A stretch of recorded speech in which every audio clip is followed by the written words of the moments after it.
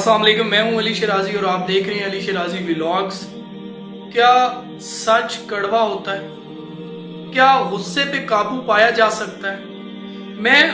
मैंने गुस्से के हवाले से अपनी जिंदगी में 5 चीजें सीखी हैं और यकीन जानिए इन 5 बातों ने मेरी जिंदगी को मानो मुकम्मल तब्दील कर दिया। और मैं यकीन से कहता हूं, अगर आप ये वीडियो सीखने और समझने की नीयत से मुकम्मल बगैर फॉरवर्ड किए देखते हैं तो ये वीडियो आपकी जिंदगी बदल देगी, आपके सोचने का अंदाज बदल जाएगा, आप चीजों को एक नए जाविये से देखेंगे। हमारे यहाँ एक मिथ है कि सच कड़वा होता है और जो लोग कहते हैं कि सच्चा इंसान जबान का कड़वा होता है, उनको बताएं कि मोहम्मद मुस्तफ़ा सल्लल्लाहु अलैहि वसल्लम से ज्यादा सच्चा और मीठे अखलाक वाला इस पूरी कायनात में कोई नहीं। सच कड़वा नहीं होता, बल्कि हम सारी जिंदगी सच कहने का तरीका सीख नहीं पाते या फिर सीखना नहीं चाहते। हमारा मसला ये है कि हमारे हाथ सच लग जाए तो हम लपेट के अगले बंदे के मुंह पे दे मारते हैं और कहते हैं कि जी सच तो कड़वा होता है। और आपने इस्लामी तारीख में वो वाकया सुना होगा जब एक बुजुर्ग का वजू करने का तरीका सही नहीं था तो 2 छोटे शहजादों ने फैसला किया इन बुजुर्ग को बिना शर्मिंदा किए, बिना तकलीफ दिए इनकी तस्हीह करनी है। तो क्या तरीका अपनाया? कहा कि ए बुजुर्ग, हम दोनों भाई वजू करते हैं, आप बताइए कि हम में से बेहतरीन तरीका किसका है। और दोनों शहजादे वजू करने लगे और जब वजू कर चुके तो उस बूढ़े शख्स से पूछा, बताइए किसका वजू सही है। तो बूढ़ा शख्स समझ चुका था कि बच्चे मुझे क्या समझाना चाहते हैं। उसकी आंखों में आंसू आ गए। उसने कहा, बच्चों तुम दोनों ने सही वजू किया है, मैं गलत वजू कर रहा था, अब मैंने तुम दोनों से सही वजू करना सीख लिया है। तुम दोनों ने मुझे बहुत अच्छे तरीके से सही वजू करना सिखाया है। सच कड़वा नहीं होता, बल्कि सच को गुस्से में गलत तरीके से बयान करना इंसान के लहजे को कड़वा कर देता है। अल्लाह ताला ने इंसान को बेशुमार एहसासात और जज्बात के साथ पैदा किया है। हमारी फीलिंग का इजहार हमारे रवैयों से, एटीट्यूड से होता है। जैसे हम अपनी खुशी पर या किसी बात पर बहुत खुश हो जाते हैं, वैसे ही हम नापसंदीदा बात पर या किसी की कोई आदत हमें शदीद गुस्सा दिलाती है। मैं आपको अपनी मिसाल देता हूँ। जिंदगी के एक हिस्से में मैंने नोटिस किया कि मुझे अचानक बहुत ज्यादा गुस्सा आने लगा है। मैं छोटी छोटी बातों पर बिला वजह रिएक्ट करने लगा हूँ। कहीं ना कहीं मुझे ये फील होता कि मैं गुस्सा करके अपने साथ गलत कर रहा हूँ, क्योंकि ये एक नेगेटिव एनर्जी है। अच्छा, फिर हमेशा ऐसे होता, गुस्सा ठंडा होते ही मुझे शदीद अफसोस होता और मैं काफी देर तक इसी पछतावे में रहता कि काश मैंने ये ना कहा होता, काश मैंने ये ना किया होता। यानी गुस्से के चंद मिनट बाद ही शदीद शर्मिंदगी और पछतावा घेर लेता। उन्हीं दिनों में एक रेस्टोरेंट गया तो वहां एक वेटर को देखा जो बेचारा जरा सी गलती पर एक कस्टमर से डांट खा रहा था और मुसलसल सॉरी कहने के बावजूद उस आदमी का गुस्सा ठंडा होने का नाम नहीं ले रहा। कुछ ही देर में मैं भी खाने से फ्री हुआ तो बिल पे करते हुए मुझे उसी वेटर से बात करने का मौका मिल गया। मेरे पूछने पर वो बताने लगे कि सर, जरा सी बात पर वो साहब गुस्सा कर रहे थे। मैंने पूछा कि वो शख्स बिला वजह आप पे इतना चीख रहा था, गुस्सा कर रहा था, चिल्ला रहा था, आपको गुस्सा क्यों नहीं आया? आपने क्यों नहीं कुछ कहा? तो कहने लगे, भाई मैं कुछ बोलता तो मेरी नौकरी चली जाती, इसीलिए सब चुपचाप बर्दाश्त कर लिया। मतलब नौकरी बचाने के लिए हम बर्दाश्त से काम ले सकते हैं, लेकिन रिश्ता बचाने के लिए हम बर्दाश्त से काम नहीं लेते, या इज्जत बचाने के लिए हम बर्दाश्त से काम नहीं लेते। वेटर की इस बात ने मुझे सोचने पर मजबूर कर दिया कि अक्सर जिस बात पर हम आपे से बाहर हो जाते हैं, उसी बात को बाज लोग एक आम सी बात समझकर नजरअंदाज कर देते हैं। ऐसा क्यों होता है? Then I have realized हमारे अंदर गुस्से के वक्त एक और कुव्वत मौजूद है, बर्दाश्त करने की कुव्वत। यानी गुस्से के वक्त چیخنے چلانے کے علاوہ ہمارے پاس ایک دوسرا آپشن موجود ہے.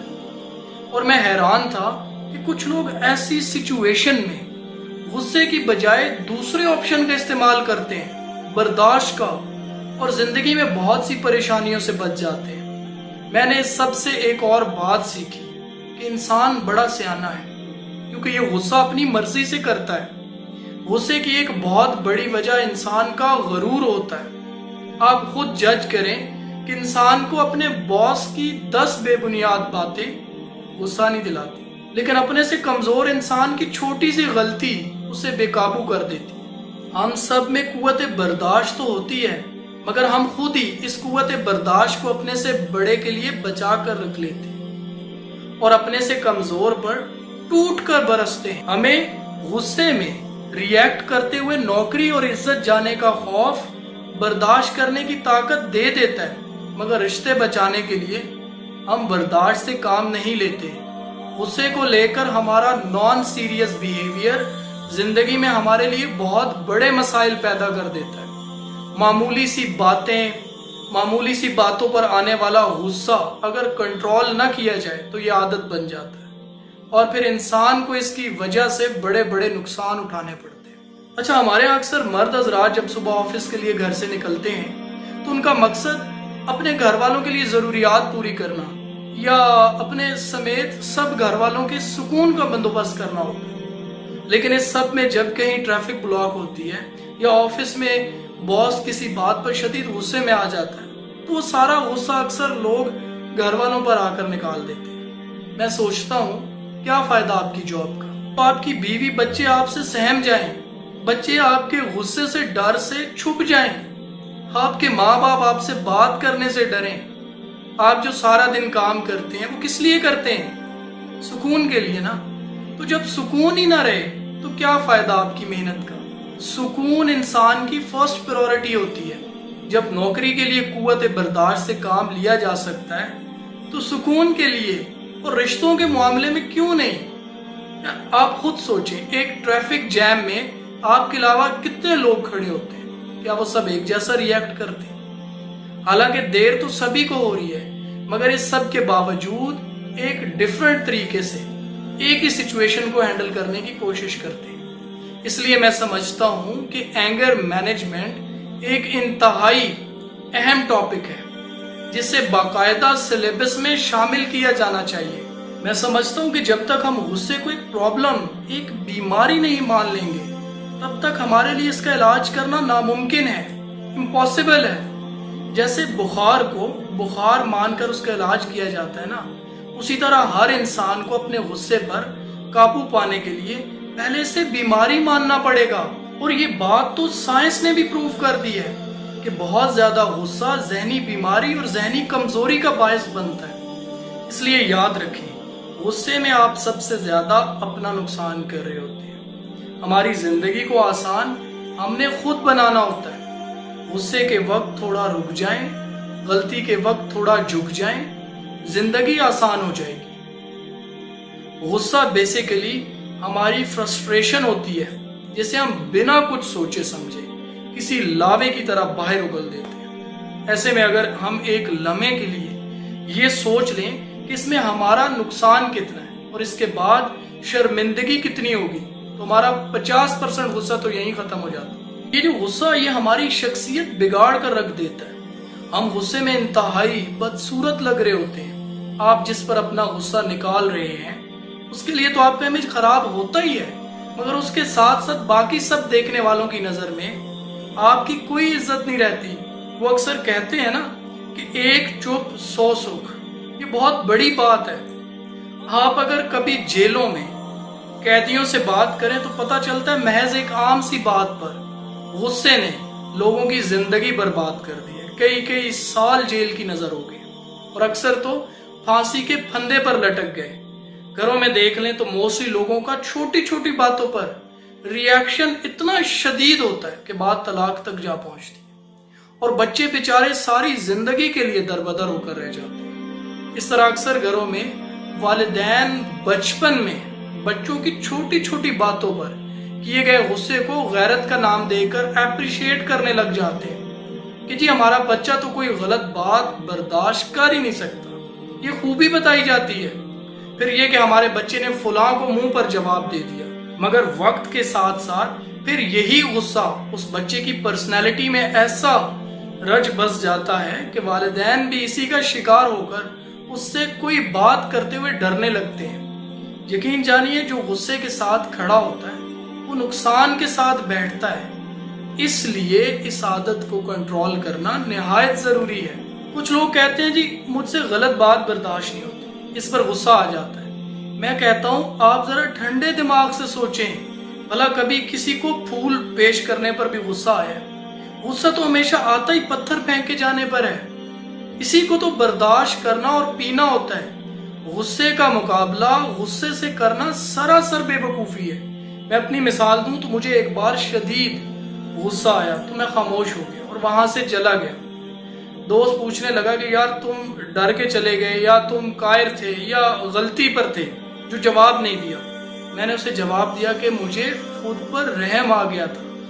میرا ماننا ہے کہ ہر جگہ خود کو ثابت کرنا ضروری نہیں، اور آپ ہر جگہ خود کو ثابت کر بھی نہیں سکتے۔ کیوں ہم کسی کو اپنے موڈ کا ریموٹ کنٹرول تھما دیتے ہیں؟ ہم اچھے خاصے خوش ہوتے ہیں اور کسی کی بے بنیاد بات پر غصہ ہمارے سارے موڈ کو خراب کر کے رکھ دیتا ہے۔ غصے میں سب سے زیادہ نقصان انسان اپنا کرتا ہے۔ غصے کا مطلب کسی دوسرے کی غلطی کی سزا خود کو دینا۔